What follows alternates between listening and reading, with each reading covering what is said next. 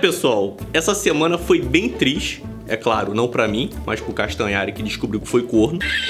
Mas pelo menos tem uma notícia boa, né? O Nicolas Ferreira foi eleito presidente da Comissão de Educação. E isso significa o quê? Isso significa que seu filho não vai aprender a falar tote igual um idiota na escola. E o mais engraçado, pra não dizer trágico dessa história toda, é que o Nicolas, ele foi na CNN dar uma entrevista pra ele poder falar, né, o que ele iria defender à frente da Comissão de Educação. E é claro, entre os temas, né, está isso, barrerar a linguagem neutra nas escolas. Até porque, quando você manda o seu filho pro colégio, é pra ele aprender o quê? Matemática, português, todas as matérias didáticas, né? E não aprender a falar igual um imbecil. Mas, acredite se quiser, a jornalista ficou revoltada de saber que a linguagem neutra vai ser barreirada de entrar nas escolas. E ela ainda teve a capacidade de perguntar se ele não tinha coisas mais importantes para poder se preocupar no Brasil do que combater linguagem neutra nas escolas. E ele deu uma resposta muito boa, que a gente vai ver aqui, e eu até acrescentaria a essa resposta dele. Eu perguntaria para a jornalista se quem quer implementar a linguagem neutra nos colégios, se essas pessoas não têm coisas mais importantes para poder se preocupar no país. Porque destruir a nossa língua, a nossa cultura linguística, e isso eles têm tempo, né? Isso eles querem fazer. Observa as respostas do Nicolas e observa a cara de raiva dos jornalistas. E é claro, já se prepare para rir bastante. Mas antes, pessoal, eu não sei se vocês estão sabendo, mas a Brasil Paralelo vai lançar um novo documentário chamado A História do Comunismo. E não é qualquer documentário não, é documentário para poder ganhar prêmio. É o maior documentário do mundo sobre a história do comunismo. Vão ser 6 episódios entrevistando os maiores especialistas do mundo sobre o comunismo. Eles foram na China, na Rússia, na Alemanha, nos Estados Unidos, em vários e vários países, entrevistar os maiores especialistas sobre o assunto. E se você está se perguntando agora, pô Daniel, então os caras devem falar em outra língua, eu vou ter que estar lendo legenda. Não, o documentário é todo dublado. Então agora, de verdade, você vai poder saber toda a história que foi negada, foi escondida de todos nós sobre o comunismo. Para muita gente, o comunismo acabou quando o Muro de Berlim caiu lá atrás.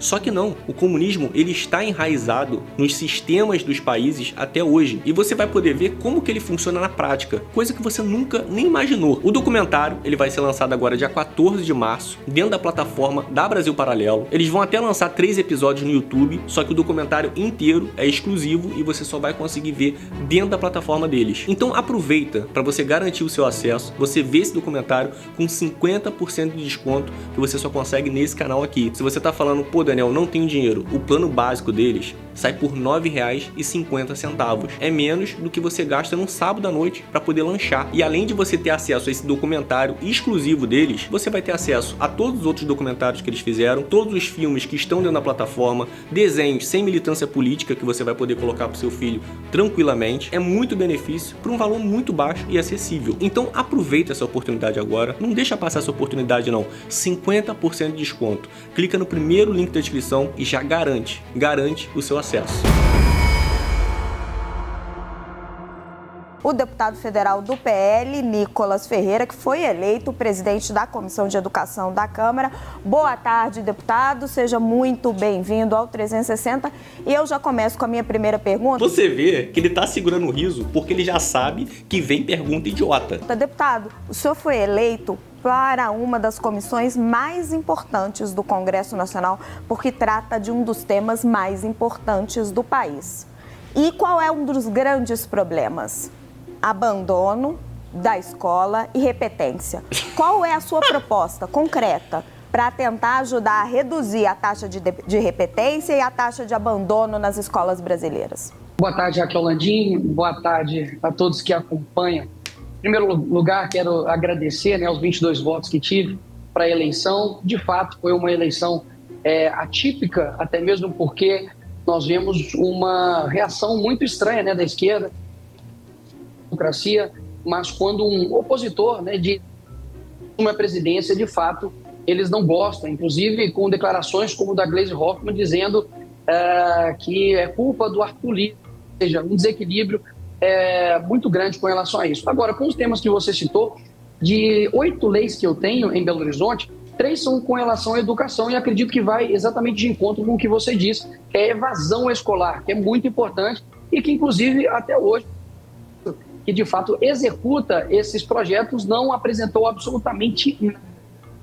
Temos sim algumas propostas, como, por exemplo, a prioridade na matrícula de filhos. Aqui em Belo Horizonte isso já é uma realidade que reduz a onerosidade, faz com que os pais tenham maior economia e praticidade em colocar o seu filho na mesma escola. Isso é um projeto meu que se tornou lei aqui em Belo Horizonte. Nós também colocamos uma lei que aplica no contraturno das escolas educação financeira e noções de direito para esses alunos do ensino básico. Isso é muito bom.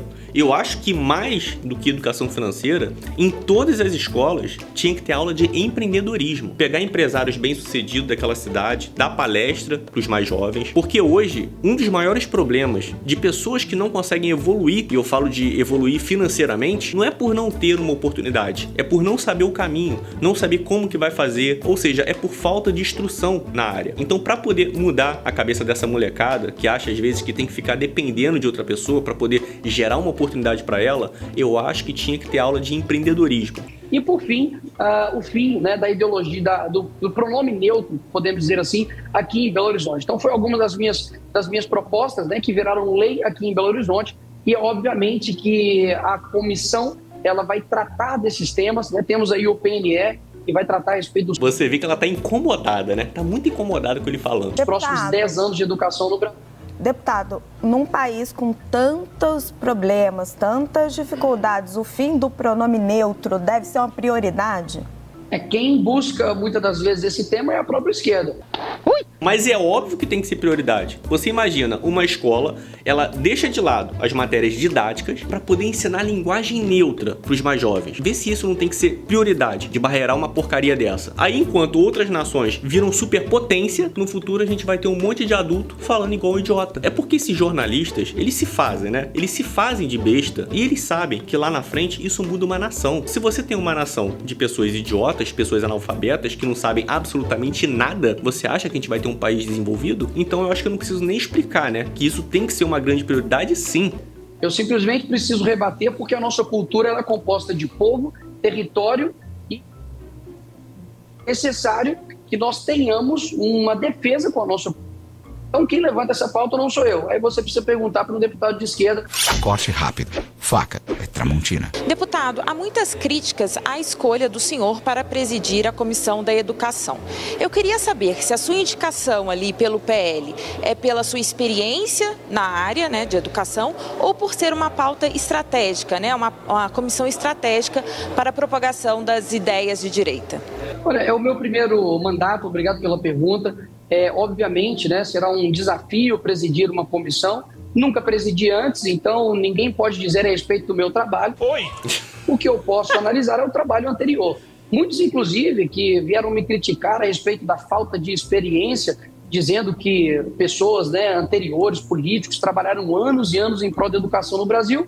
Eu aconselho a eles a não fazerem isso. Afinal de contas, eles estão se gabando pela atual educação do Brasil. Olha, alguém se gabar pela educação atual que a gente tem no Brasil é de dar vergonha, né? A atual educação do na 53ª do ranking, que tem tido aí cortes na verba, tanto para repasses das universidades federais, quanto também para a educação básica. Olha a cara dela quando ele fala dos cortes que teve na educação. Ela deve estar pensando: fudeu de vez! Então, de fato, eu acredito que foi sim uma indicação técnica, uma indicação de alguém que está realizando um trabalho que tem representatividade. E eu tenho certeza que eu saio um pouco aí de debatedor e passo a ser um moderador, porque eu acredito que os papéis são diferentes e, diferentemente da democracia relativa, terá democracia na nossa comissão.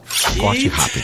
Faca. É Tramontina. Deputado, aborto. Aborto é uma pauta muito importante para a direita, que é radicalmente contra, mas para evitar que as meninas engravidem, elas precisam de educação sexual nas escolas. Qual é a sua proposta para a educação sexual? Olha, eu acredito que a educação ela se dá em casa com os pais. Eu acredito que o tema sexualidade deve, obviamente, ser abordado na escola, até mesmo porque isso é um tema biológico. Inclusive, se as pessoas tivessem mais as questões biológicas, teriam menos discussões com relação a isso. Olha, que surra, hein? Que surra. Agora, eu acredito que existem diversos meios, diversas formas de você prevenir e remediar do que simplesmente já tratar isso quando, digamos assim, entre aspas, a bomba estourou. porque o que de melhor aí pode acontecer com uma mulher, de fato, é ela ter um filho que ela desejou, enfim, e hoje é considerado quase como uma maldição. Então, nós vamos realizar aí audiências públicas, trazer a sociedade civil para perto, para que seja discutido com todos as soluções que até hoje acredito que têm sido fracassadas as tentativas de tratar sobre o tema educação sexual nas escolas. Você vê que eles ficam incomodados, cara, quando ele tá falando, fica incomodado. O senhor não é contra, então, discutir isso nas escolas, pelo que o senhor está falando? Eu sou contra o professor se colocar em uma posição de educador sexual. Eu acredito que o que ultrapassar da biologia, do conhecimento necessário, passa-se a sala de aula a ser uma ideologia desnecessária. A escola, assim como a universidade, precisa ter um papel desinteressado, por exemplo, na pesquisa e no estudo. E hoje a gente vê como, por exemplo, o PNE, que quando você pesquisa nas suas 282 páginas, você tem 46 vezes a sigla LGBTQIA+, e você tem apenas 5 ou 7 vezes a palavra matemática. Essa é a minha preocupação.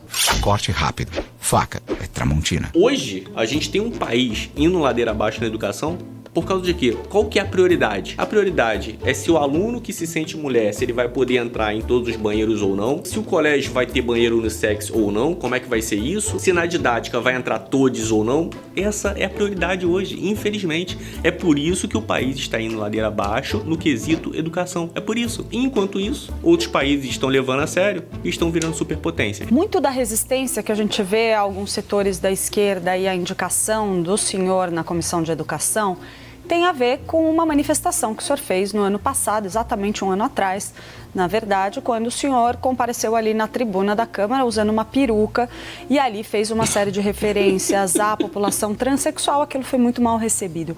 O senhor se arrepende de ter feito esse gesto? O senhor acha que foi um erro, que isso contribui aí para essa reação negativa da sua indicação? Você vê como que eles mudam o contexto da situação, né?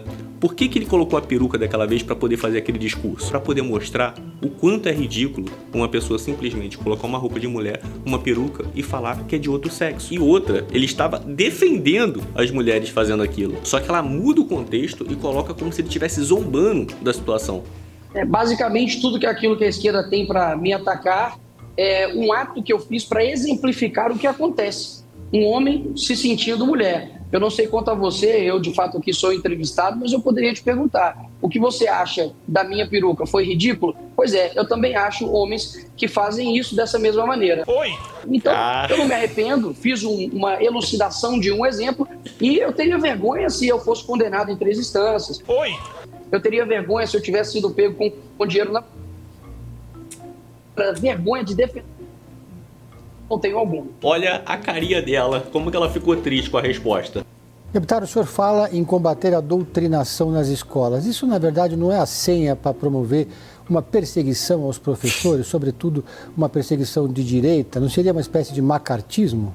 Pelo contrário. Obrigado pela pergunta, Pedro. Eu digo o seguinte, hoje, se você quer ser perseguido nas escolas ou nas universidades, principalmente, tem opinião de direita ou conservadora. Eu sofri isso na pele durante 5 anos na Universidade PUC Minas, onde eu me formei em Direito.